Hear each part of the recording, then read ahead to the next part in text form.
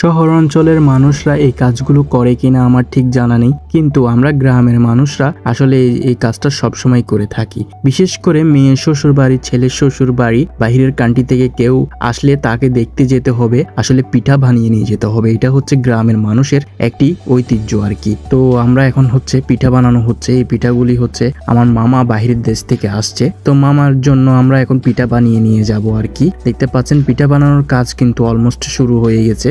এখন হচ্ছে রুটির মতো করে বানিয়ে আপনার হচ্ছে পিঠার শেপ দেওয়া হচ্ছে আর কি। তো আস্তে আস্তে আমরা পিঠা বানাচ্ছি এবং কি আপনাদের সাথেও আস্তে আস্তে শেয়ার করবো আর কি। আপনারা ভিডিওটা দেখতে থাকেন। সো হ্যালো এভরিওয়ান, আসসালামু আলাইকুম। কি অবস্থা আপনাদের সবার? আশা করি আপনারা সবাই ভালো আছেন। আমি আল্লাহর রহমতে অনেক ভালো আছি। তো দেখতে দেখতে আমাদের পিঠা বানানোর কাজ কিন্তু প্রায় অলমোস্ট চলতেছে। আসলে আমার আম্মু কিন্তু একা একা পিঠা বানাতে পারবে না, তো যার কারণে আমার ফুফুরা একেবারে সবাই চলে আসছে। আমার ফুফুরা 2 জন আসছে আমার আম্মুকে হেল্প করার জন্য আসলে পিঠা বানাতে।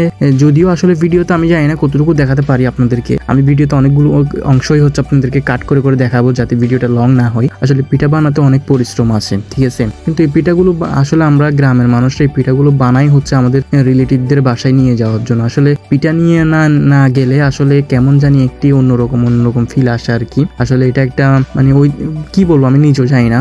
যাই হোক, তো দেখতে পাচ্ছেন আপনারা পিঠা বানাচ্ছে আর কি। তো এখানে হচ্ছে আমার ফুপু অনেক সুন্দর করে পিঠা বানাতে পারে আর কি। তো আমার আম্মু বললো, আচ্ছা আপনারা গুরুজন থাকতে আমি কেন এখানে পিঠার বানানোতে ইয়া করবো আর কি, আপনারা এই কাজটা করেন আর কি। তো এখানে দেখেন পিঠাগুলো বানিয়ে রাখতেছে। আমার আম্মু হচ্ছে অন্য কাজ করতেছে, ওদের সাথে হেল্প করতেছে আর কি। মূল কারিগর হচ্ছে আমার ফুফুরা আর কি। ওনারা হচ্ছে আসলে পিঠা বানানোতে উস্তাদ। ওনাদের ছেলে মেয়ে অনেকগুলো হচ্ছে বিবাহ দিয়েছে, যেহেতু ওনারা এই বিষয়ে অনেক এক্সপিরিয়েন্স আছে বা অনেকদিন যাবত ধরে আসলে ওরা পিঠাগুলো বানাচ্ছে। ওদের থেকে তো আসলে বেশি জানার কথা না আমার আম্মু, যার কারণে আমার আম্মু ওনাদের হাতে দিয়ে দিয়েছে। জাস্ট ওনাদের যা লাগে আর কি, হেল্পিং হ্যান্ডের মতো ওনাদেরকে যেটা বলে সেটা হাঁড়ি কুড়ি যা আছে আর কি, এক্স্যাক্টলি বলতে পারতেছি না, ওগুলো হচ্ছে নিয়ে দেয় আর কি।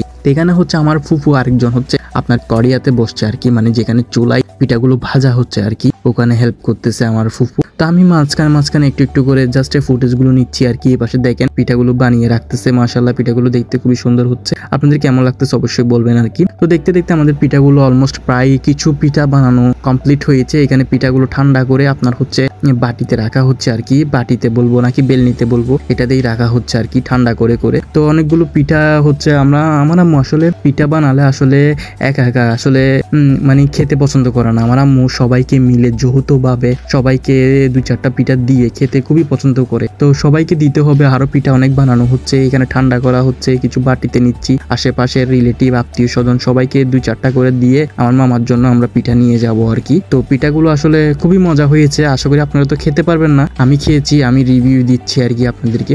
খুবই টেস্ট এবং কি খুবই মজা হয়েছে। দেখতে আপনাদের কেমন লাগতেছে আমি ঠিক জানি না, আশা করি আপনাদের খুবই ভালো লাগতেছে। আর পিঠাগুলো আপনাদের জেলায় কি আসলে এই পিঠাগুলো কি ছেলে মেয়ে শ্বশুর বাড়িতে বা কোনো রিলেটিভ বাহির থেকে আসলে তাদের জন্য কি নিয়ে যান? অবশ্যই কমেন্টে বলবেন। আমাদের দেশে তো নিয়ে যায়। তো যাই হোক, আমাদের দেশে বলতেছি কেন, আমাদের জেলায় আর কি। তো আজকের মতো ভিডিও এ পর্যন্ত আর কি। দেখা হচ্ছে পরবর্তী কোনো ভিডিওতে। ততক্ষণ আপনারা সবাই ভালো থাকবেন, সুস্থ থাকবেন, এন্ড আল্লাহ হাফেজ।